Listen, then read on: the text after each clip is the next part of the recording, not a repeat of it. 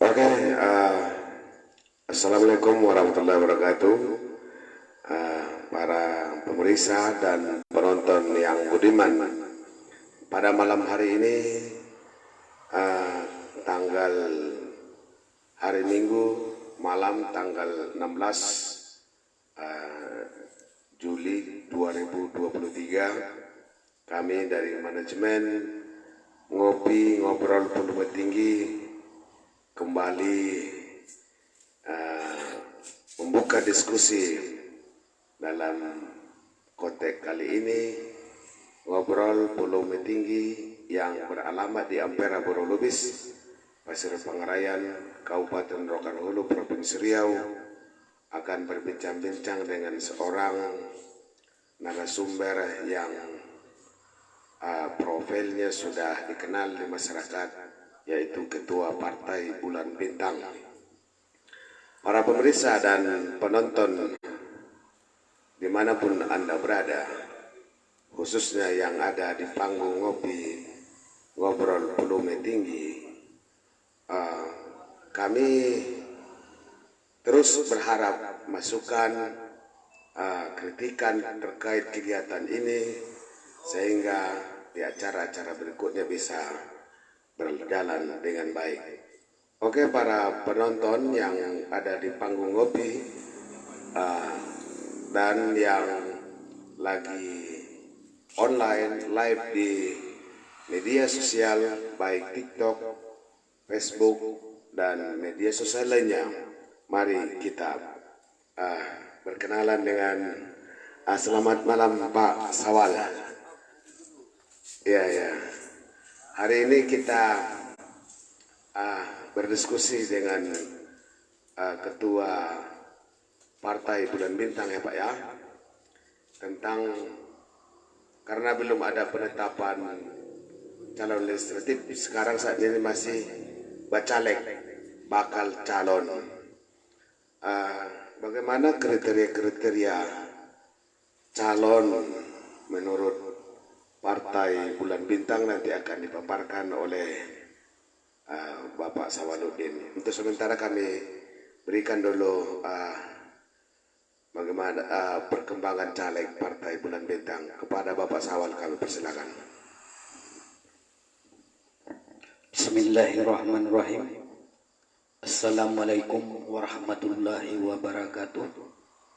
Alhamdulillah wa syukurillah, pada malam ini saya kebetulan diundang di ngobrol volume tinggi di Ampera Bro Lubis yang kedua kalinya ya.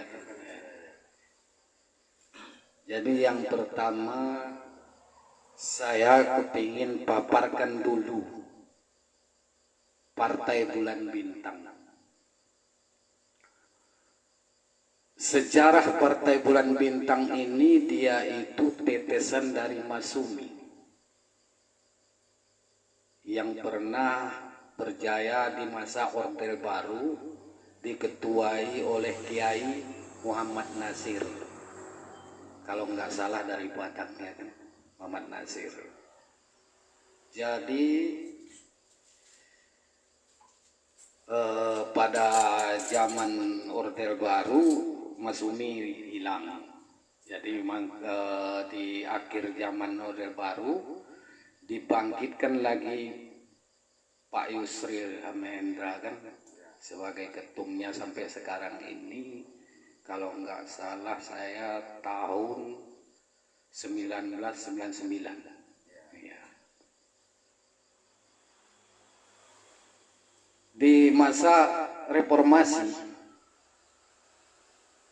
Partai Bulan Bintang pernah juga berjaya di waktu itu masuk ke parlemen dan beberapa menteri dari kabinetnya, presidennya waktu itu Gus Dur ya kan, Pak Gus Dur, Kiai Gus Dur, dan habis itu selesai dia ke Pak SBY periode pertama. Nah, jadi itu berjalannya Partai Bulan Bintang itu di waktu itu kejayaannya. Dan di periode kedua entah apa salahnya kita nggak tahu, karena saya pun sebenarnya menjadi kader Partai Bulan Bintang ini nggak lama, belum lama, sekitar 2 tahunan lebih lah. Nah, jadi kita harus belajar apa yang telah berjaya, kejayaan itu, dan apa jadinya dia itu menjadi turun balik, kan? Itu harus kita pelajari sebagai kita kader Partai Bulan Bintang. Oke, selanjutnya yang kepada topik yang disampaikan oleh Bung Rambe tadi ya kan, masalah bacalek Partai Bulan Bintang Kabupaten Rokan Hulu. Intinya seluruh caleg yang direkrut oleh Partai Bulan Bintang Rokan Hulu itu semuanya berkualitas. Kami mengambil tokoh-tokoh masyarakat semuanya yang notabene-nya dia itu sudah diketahui oleh masyarakat luas, seperti saya ceritain di Dapil 1. Dapil 1 ini saya merekrut untuk bacalek Partai Bulan Bintang ini 3 mantan kades. Nah, jadi kalau kita bukan orang yang kita rekrut ini orang yang baru belajar berpolitik, karena orang mantan kades ini kan dia itu sudah lalang buana dalam berpolitik itu, Bang Rambi. Nah, jadi intinya kedepannya untuk Dapil 1 kami ini untuk mengejar target kursi untuk Dapil 1 insya Allah akan bisa. Nah, karena calegnya di Dapil 1 ini 8 pol semuanya. Ya, jadi dia yang bisa dikatakan caleg bunganya cuma yang kota perempuan. Yang lain itu semuanya sudah sepakat berani bertaruh, berani bertaruh, berani bermain, kan gitu antara. Tapi kita kan secara sehat, tidak boleh karena kita partainya kan partai Islam, tidak boleh kita itu saling menjelekkan lawan, kan gitu. Apalagi satu partai.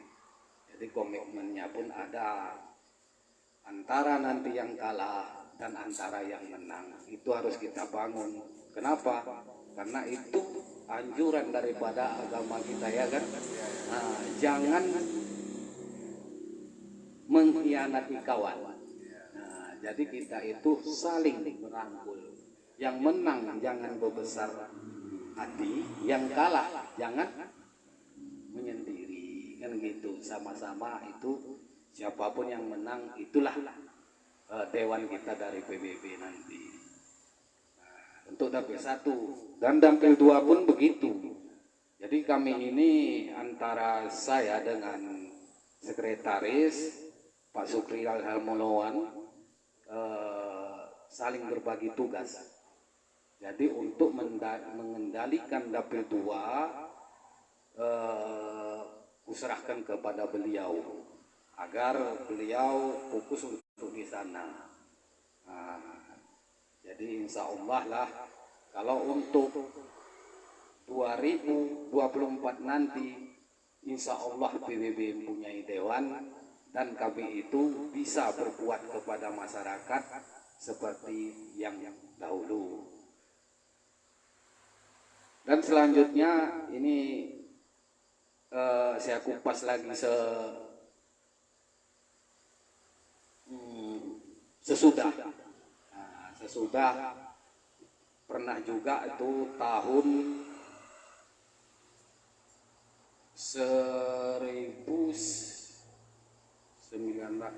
2009 ya kan? 2009 2009-2014 yang diketuai oleh ketua DPC-nya Bang Ramlan Lubis. Nah, pernah di Rokan Hulu ini menduduki 4 kursi, 1 fraksi dulu. Ya, jadi setelah itu ya turun. Jadi terus saya sebagai ketuanya sekarang masih kosong juga dewannya. Ya itulah kita doain semuanya agar kedepannya PBB mempunyai dewan. Itu kira-kira dari saya dulu Pak Ramli. Oke, terima kasih segelintir ya tentang perkembangan partai Bulan Bintang yang disampaikan oleh Bapak Ketua DPC Partai Bulan Bintang Sawadudin. Para penonton dan para pemirsa, kami ajak bergabung dan komen juga, baik yang di media sosial. Pak Sawal, kita lanjutkan diskusinya. Kehadiran partai Bulan Bintang ini, Bapak bilang tadi adalah partai yang bernuansakan Islam ya. Berarti di sana ada dakwah ya enggak? Bapak tadi menargetkan ada 2 kursi di legislatif. Ini menjadi wakil rakyat itu kan ada misi yang Bapak bawa ke kursi legislatif. Dalam hal ini partai PBB Bapak sebagai bakal calon legislatif di Dapil 1 ini yang terdiri dari beberapa kecamatan, misi apa yang Bapak bawa ke kursi legislatif? Persoalan apa hari ini yang menurut Bapak yang terjadi di masyarakat yang perlu diaspirasikan ke kursi legislatif? Kami persilakan Pak.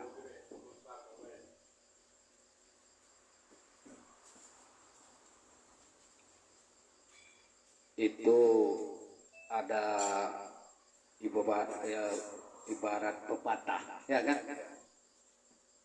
kalau baik sistemnya jadi baiklah orangnya, tapi kalau sistemnya rusak jadi orang yang baik bisa jadi rusak. Nah, jadi nggak benar kan gitu. Yang pertamanya kalau kita itu mempunyai dewan nanti sistemnya dulu kita benahi. Jadi kalau 2 dewan kita itu kita benahin dulu struktur partai kita sebagai contoh kepada masyarakat bahwa inilah namanya Partai Bulan Bintang, dan menggerakkan sesuatu apabila kita perlu menggerakkan nanti Jumat Berkah. Dalam acara Jumat Berkah ini kita itu bisa seperti wirid kan gitu, seperti yang macam-macam lah di bidang pendidikan agama kan gitu. Jadi kalau untuk di persoalan masyarakat hari ini apa Bapak?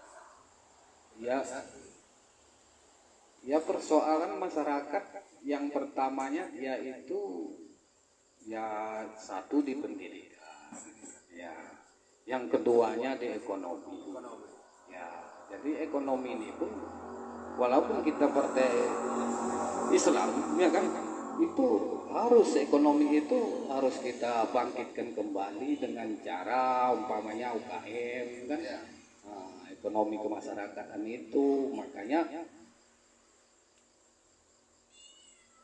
kalau bagi saya ya kan, pernah saya alami dulu waktu tahun 2003 sampai 2006 saya itu tinggal di Kota Payakumbuh, Sumatera Barat. Di waktu itu angka kemiskinan di Sumatera Barat itu paling tinggi karena suami laki-laki ya kan kerjanya waktu itu di situ nanam kacang panjang, terong, timun, petani kan, dengan harganya yang murah. Waktu itu jualnya bukan per kilo, per karung, satu karung 35.000. Segitulah. Jadi angka perceraian di waktu di Payakumbuh itu waktu itu pada saat itu sangat tinggi. Nah, jadi pas pemilihan, ya kan, dicalonkanlah orang yang merantau. Kalau nggak salah bapak itu dari Bandung, merantau pulang dia ke Payakumbuh, ya kan, dicalonkan dia menjadi bupati dan menang. Nah, itulah digalakkannya tentang usaha kecil dan menengah itu sampai sekarang ini ibu-ibu di Payakumbuh itu tidak lagi tergantung oleh kepada pendapatan suami. Nah, jadi mereka sudah mempunyai usaha sendiri seperti kue, banyak makanan-makanan ringan itu yang kesini ke kita ini dijual tuh. Coba lihat itu roti-roti itu mereknya Payakumbuh kan. Nah, jadi itulah usaha itu harus kita lakukan hulu seperti itu. Dan di kita ini banyak lagi yang bisa jadi usaha kalau umpamanya kita buka jaringan seperti di pulau-pulau Jawa sana, karena saya ke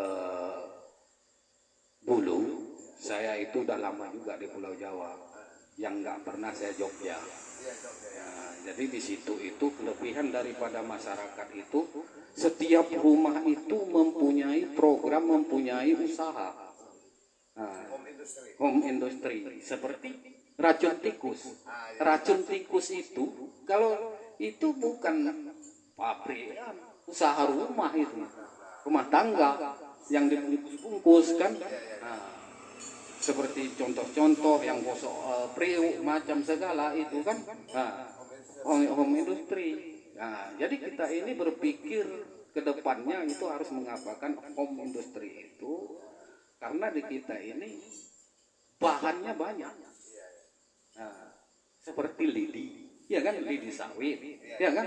Nah, itu kalau kita gunakan bermacam-macam bisa itu. Nah, ya, banyak di sini yang kita apakan bisa, karena di kita ini banyak bahannya, banyak. Tinggal kita itu seperti Ibu PKK maunya pemerintah sekarang ini, janganlah DPR aja studi banding. Kalau Ibu PKK pergi studi banding, dia kan membawa ilmu ke kita ini kan. Nah, bisa dia membentuk usaha di kampung-kampung kan gitu. Jadi dulu yang dilakukan oleh pemerintah Payakumbuh itu, yang studi banding itu Ibu PKK, melalui Ibu PKK. Jadi makanya sampai sekarang home industry itu di Payakumbuh itu sangat maju. Nah, jadi itu pesan, bukan pamannya itu visi dari PBB, bukan pesan aja kepada ya bacalek kan gitu. Jadi kita itu kayak saya, kalau saya menang nanti itu akan saya gerakkan melalui kelompok saya sendiri dulu. Nah, nggak boleh kita umpamanya harus kita apain serokan hulu ini, nggak bisa.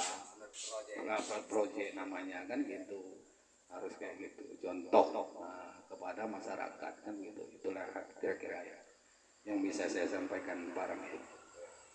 Oke, luar biasa sekali nih. Ini caleg yang sungguh berkualitas. Para pemeriksa dan penonton yang budiman, meskipun belum caleg Pak ya, pasti bakal calon legislatif. Nah, semoga ide dan pemikirannya yang cemerlang ini memberdayakan ekonomi masyarakat dan direstui oleh Allah Subhanahu wa Ta'ala, jadi caleg dan menang di DPR Pak ya.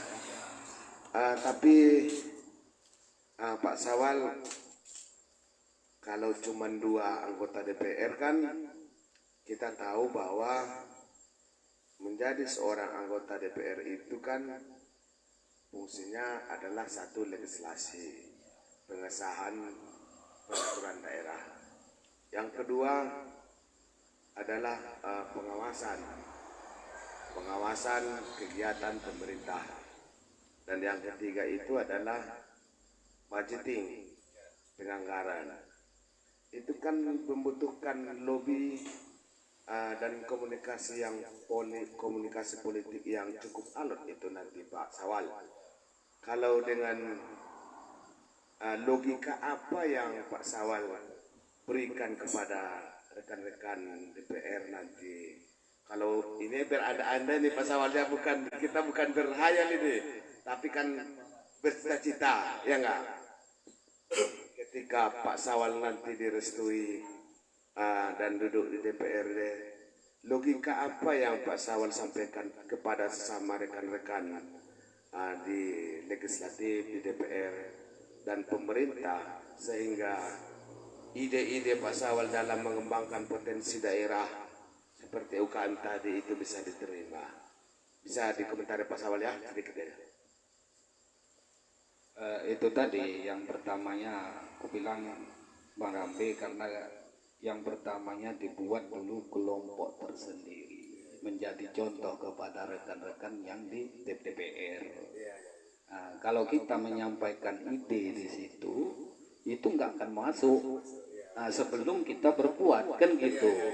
Kita buat dulu suatu, umpamanya ini produk, ya kan, suatu merek, kemasan seperti sawit, kan gitu, belum ada. Sebenarnya itu bisa kita apakan, seperti kita buat seperti bemoli itu coba diproduksi PT apa ini yang dari Surabaya.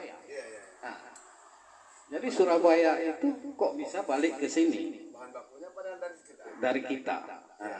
Jadi itu tentang penyulingan minyak itu. Saya pernah dulu di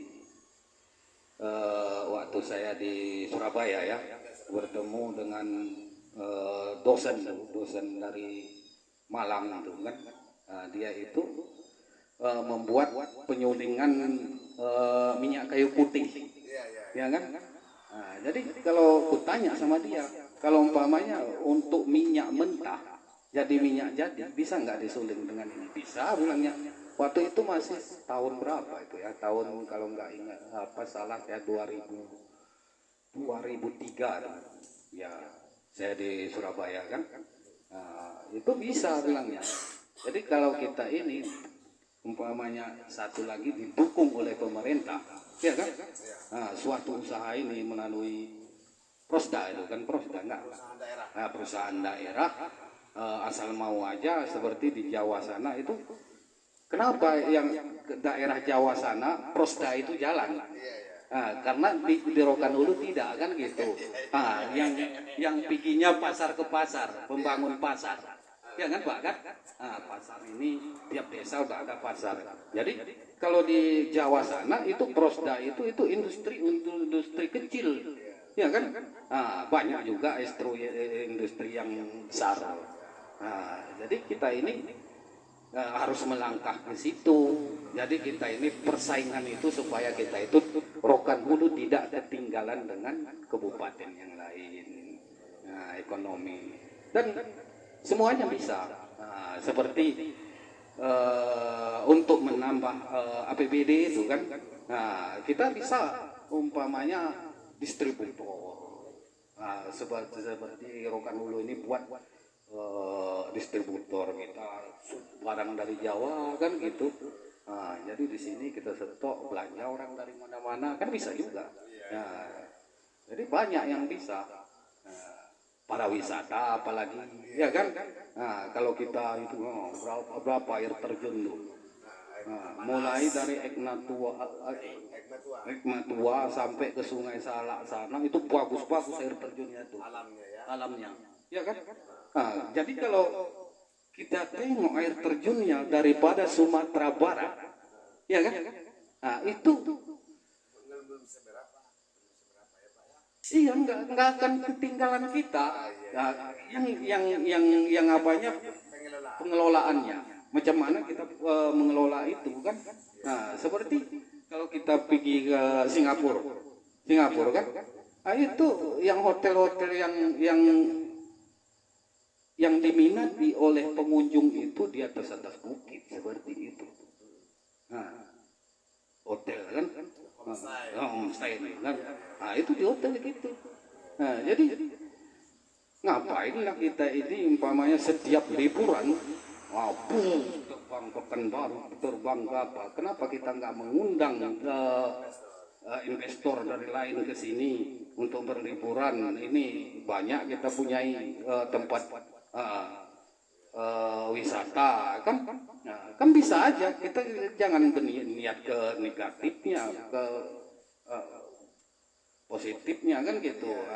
Dia itu kan bisa wisata religi kan gitu. Kita buat fakultas di atas sana walaupun itu seperti hutan lindung kan gitu kan. Ya hutan lindung itu di Sumatera Barat sana semuanya hutan lindung. Tapi dikelola nggak apa-apa, jangan ditebang, dijadikan kebun karet kan gitu. Nah, tapi kita kalau membangun jalan macam segala, siapa yang nyalain? Masyarakat banyak itu Bung Rambe gitu kira-kira ya. Oke, Pak Sawal berbagai trik dan ketika nanti sudah dipilih oleh rakyat. Cuma Pak Sawal dan para pemirsa, saya melihat perkembangan daerah hari ini agak pesimis. Karena setiap caleg yang datang itu, ini mohon maaf nih Pak Sawal, bukan menyinggung saya nih. Ditanya wani piro. Jadi ini memang secara umum kita sepakat bahwa money politik itu dilarang. Dan itu tidak benar. Bahkan ada hukumannya bagi yang melaksanakan dan menyuap suara atau yang membayar suara. Ini tapi nampaknya terus bagikan apa namanya itu bagikan suara yang berada di kegelapan. Suara ada kedengaran tapi tidak terlihat. Iya. Jadi Pak Sawal bagaimana ini sudah apakah sepakat dengan no money politik atau apa strategi Pak Sawal ini tidak membayar masyarakat tapi duduk di DPR?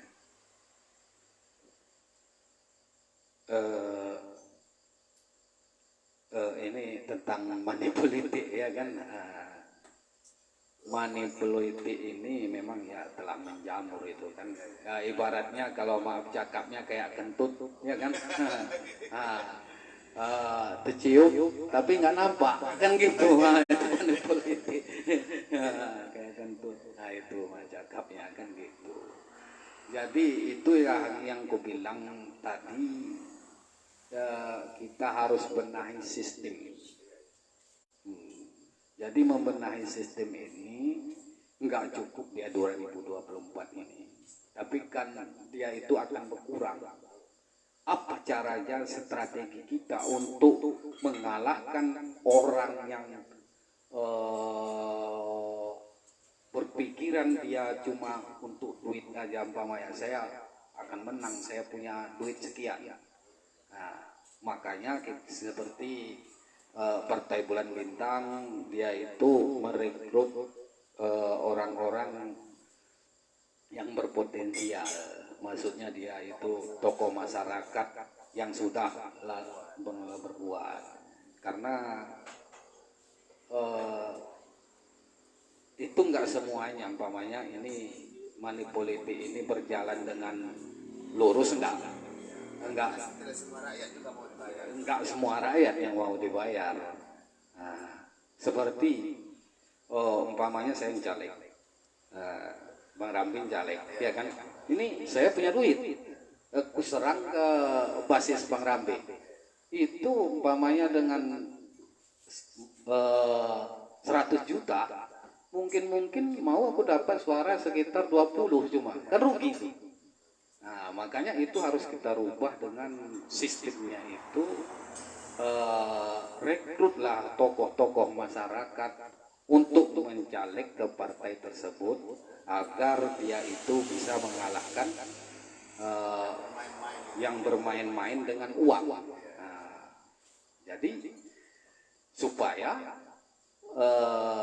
di DPR nanti umpamanya yang duduk ke DPR itu ini semuanya tokoh masyarakat, kan gitu, benar-benar memperjuangkan masyarakat. Nah, itulah kira-kira yang saya sampaikan, Bung Rambi.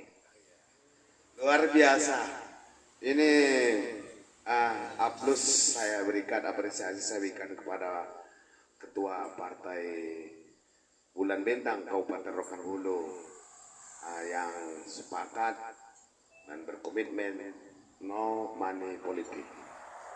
Para penonton yang ada di panggung ngopi, ngobrol volume tinggi, maupun yang saat ini lagi live di media sosial, baik itu TikTok, Twitter, dan Facebook. Nampaknya diskusi kita sudah berjalan lama, Pak Sawal, karena manajemen ngasih kita waktu 30 menit untuk bercerita-cerita. Mudah-mudahan niat Pak Sawal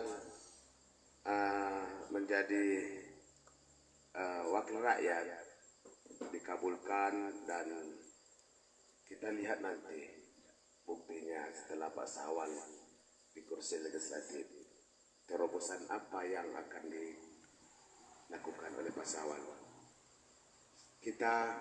Saya minta Pak Sawal memberikan ungkapan penutup dalam diskusi kita ini.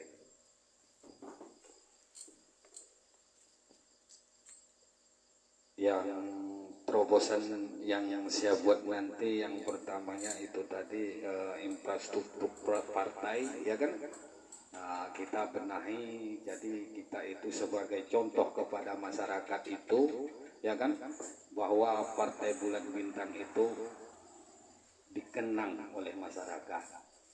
Nah, dan yang keduanya, kita itu tetap menyampaikan kepada kawan-kawan nanti, kalau saya terpilih nanti di DPR untuk UKM, home industry tadi kan, dan pariwisata untuk menambah APBD Rokan Hulu pendapatan, karena dia itu kalau kita pikirkan untuk lahan untuk persawitan sudah habis, makanya kita harus industri dan pariwisata itu.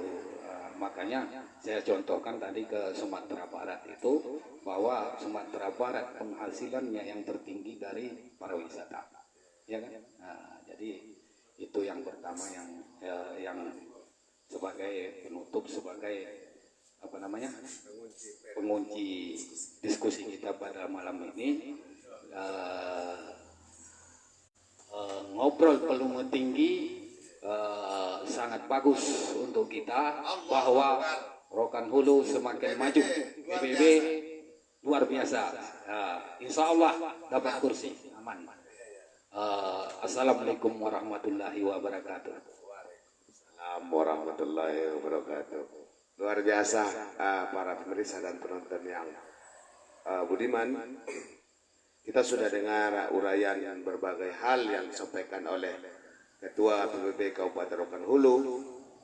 Ini bukan kampanye Pak Sawal, tapi kita diskusi dan berdiskusi pada malam ini dan berdialog, bahwa memang itu yang kita butuhkan, adalah yang mengerti tentang kehidupan masyarakat, sehingga dia menjadi wakil kami nanti di legislatif. Tahu dia apa yang saat ini kami rasakan, Pak. Bapak merasakan hari ini yang kami rasakan, bahwa apa yang disampaikan oleh Pak Sawal adalah pemberdayaan ekonomi, pemberdayaan pariwisata, pemberdayaan pendidikan merupakan hal yang wajib bagi Pak Sawal untuk diaspirasikan di kursi legislatif nanti. Oke, para pemirsa dan penonton yang budiman, saya dan seluruh kru dan manajemen Ngopi ngobrol volume tinggi yang dipimpin oleh Haji Sarakawi SE dan saya sendiri sebagai panelis Raja Paluta Rambe bersama Ramdan Lubis dan Adi Irwan Udayana dan Bustami Nasution sebagai kru, mengucapkan terima kasih atas perhatiannya. Mohon terus dukungan dari pemirsa dan penonton di media sosial agar kegiatan ini terus berlanjut di hari-hari berikutnya. Terima kasih. Assalamualaikum warahmatullahi wabarakatuh.